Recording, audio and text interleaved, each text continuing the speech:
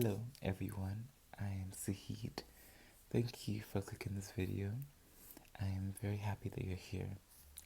So for the past month now, I've been reading this Canadian literature book called Moon of the Crusted Snow by waubgeshig. Um, this book is sort of been a very different perspectives of the type of books I sort of read. Um, it's different in the sense that I've never read Canadian literature before, and it's also different in the sense that I've never sort of been captivated by a sort of post-apocalyptic book in a way, in which there's sort of like something going on in the society, and then due to that, people are trying to find ways to sort of, find solutions. But, yeah, so it's different in that sense, and it's different in the sense that this is the first book in which I am also sort of making videos about and sort of forcing myself to think about what I read whenever I do these videos by doing summaries and saying my thoughts as I read each chapter. And so yeah, it's been really fun doing this though, and I'm very appreciative to have you guys and your support as well. This book is about a small indigenous community within the northern region in Canada. Their community is known as anishinaabe community, and they're very strong on hunting, fishing, living, giving back. It's sort of their way. It's their tradition, their custom. It's their way of survival. And throughout this book, they happen to be facing a deeply horrible time in which they are facing a power outage. And this power outage is causing them to make sudden changes within their lives. Changes are affecting them negatively, changes that are unusual, changes that have caused people's attitudes and motives and moods throughout the book to change. And it's so important to mention this because it gives us as readers a better understanding of what truly the book is about. Um, I find it interesting when I read books and I see how characters do things and how they react to things, because as human beings, the way we interact, the way we connect, the way we think, and our actions really says a lot and helps you better understand the world. And so it's been interesting for me reading this. And there's been several questions that I've mentioned in my previous chapter videos. And so, if you're new here, please kindly watch my previous videos so they can give you a better idea of sort of how we got to the point which I'll be reading about today in chapter 19. And yes, I don't want to go too deep into my summaries because I sometimes just keep talking, and I told myself that I didn't want to continue to do that, especially because we're now in chapter 19 and we're almost halfway done with the book. And so I'm just like, let me reduce the summaries a little bit because I'm assuming that whoever's watching the video by now, you've been with me throughout this journey, so you probably have a good idea of what the book is about. So yes. So today I'm gonna read chapter 19, so let's get into it. It's quite short, by the way. Chapter 19. Scott exhaled and relaxed his shoulder as the bull settled in his scope. He squeezed the trigger, and the loud crack scattered the other nearby moose. His target fell to the snow. Fucking got him. Woohoo! He belted out. Dan, Isaiah, Even, and Jeff Whitesky crouched in the snow behind the newcomer. Looks like you weren't kidding. Zagnash, said Jeff, pushing his glasses up his nose. You can shoot. Ha ha, Scott gloated. He twisted his torso to face the men behind him and squinted into the cold white landscape. It's been a long time since I bagged a moose in the winter. They're basically like sitting ducks out there, eh? The rest rose to their feet behind him, now that the other moose had disappeared into the sparse bush. Yeah, after the rut, the bulls tend to stick together in the winter, Dan explained. They don't move too much either. But we don't like to do this much, hunting them in the winter, added Jeff. It's kinda like cheating. It's not the anishinaabe way to take more than you need. Back in the day, before beef roasts were shipped in here, we only did it when we needed to, only during the desperate times.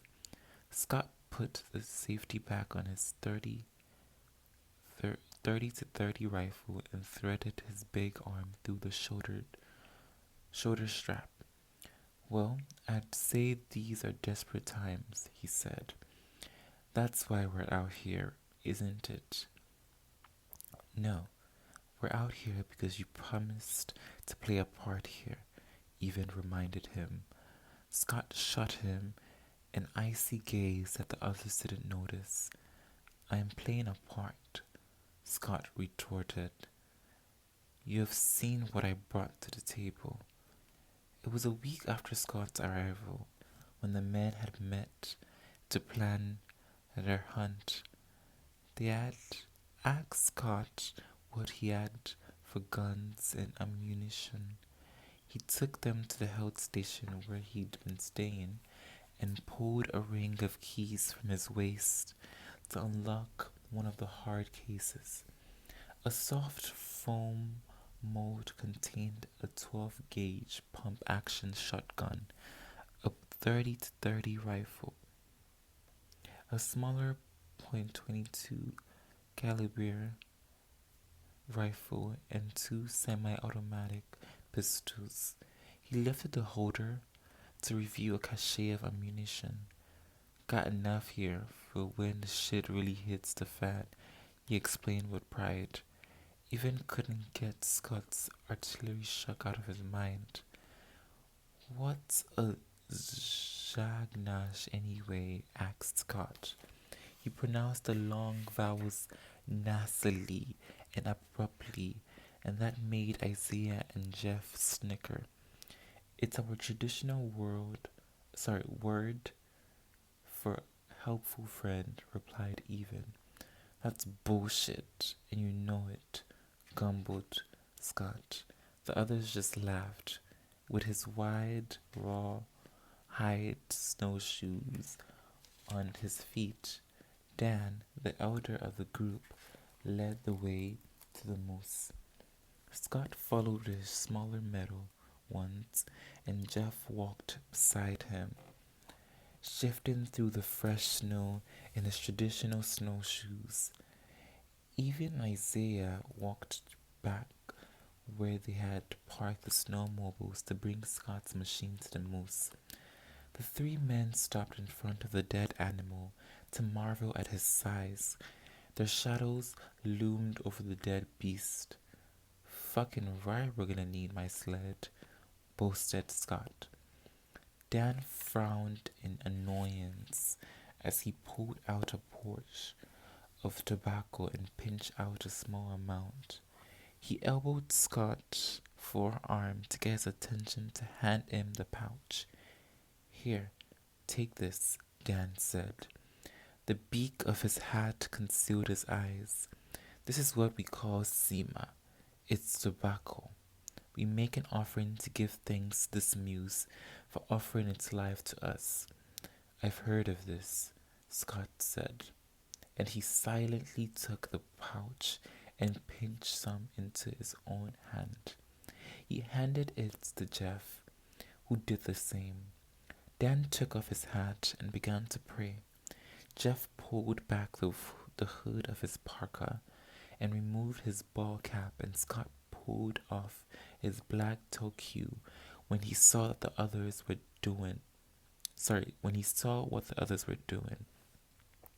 Dan finished the prayer with a miigwech and placed the tobacco in front of the dead moose with care and respect. Jeff followed, and Scott mimicked the motions of the others.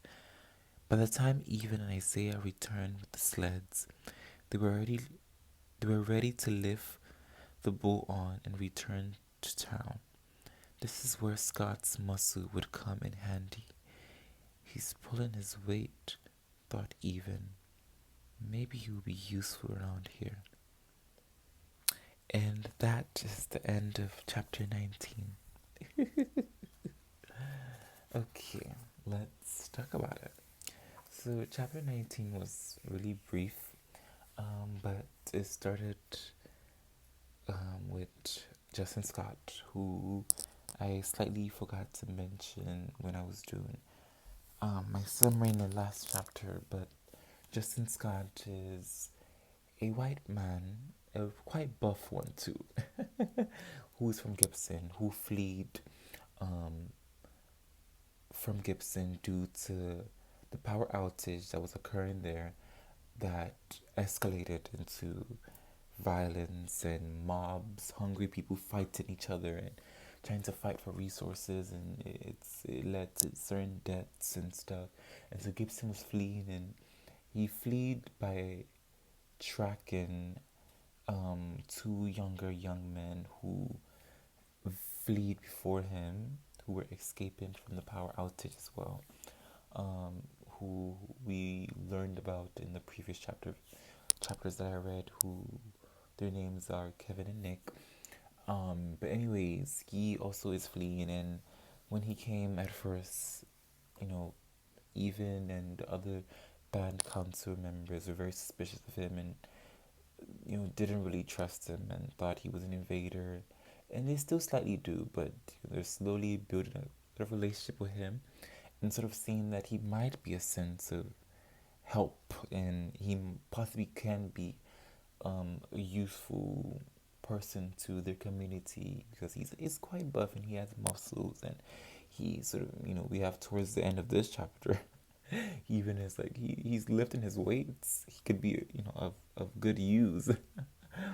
And it's funny because he's sort of in this chapter, Justin sort of proves the ability that he has in a way by killing the moose, and yeah, so he starts with them going hunting, and he kills a moose, and they see he might be capable of something, and then after that we sort of see them saying things to sort of appreciate his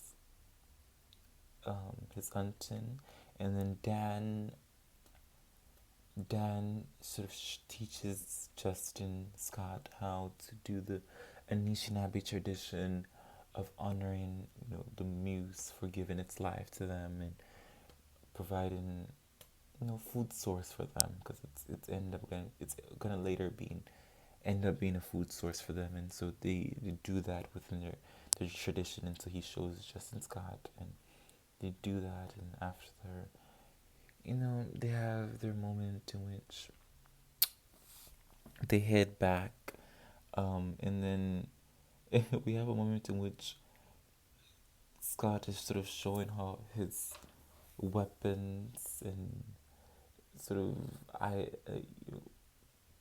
items for survival, for hunting and stuff like that, and it's quite unexpected, but also shows how prepared he is for certain circumstances like this.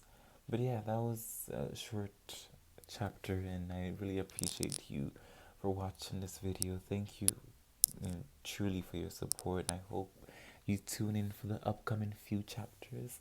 I think there's about, let me see, from 20 to 31, about 11 more chapters left, guys. So, if I'm not mistaken, 11 or 12 um, more chapters left. So, yes, please tune in. I really appreciate you, and if you truly enjoy this video, please subscribe, like, and comment. Thank you. Bye.